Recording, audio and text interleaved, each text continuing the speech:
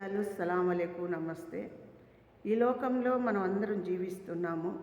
పరలోకం రాజ్యం కావాలి అంటే ఈ లోకంలో మనం చాలా పవిత్రంగా ఉండాలి, మారు మనసు పొంది ఉండాలి, మంచి మనసు పొంది ఉండాలి.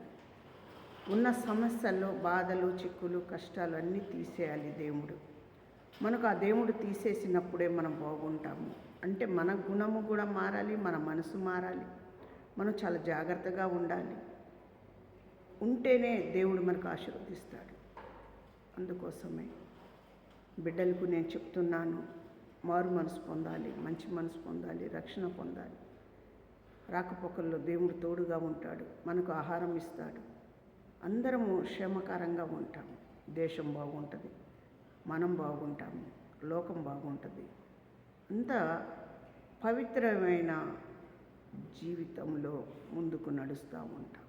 అందుకే ప్రార్థన చేసుకుందాము. నా దేవా, నా రక్షకుడా, తండ్రి, మీకే వందనాలు, మీకే స్తోత్రాలు. ఘనమైన దేవా, రాకపోకలో తోడుగా ఉండి ప్రతి బలహీనతలో నుంచి విడుదల దయచేసి ఆశీర్వదించి ఘనమైన కార్యాలు మీరు జరిపించి మేలు చేయండి.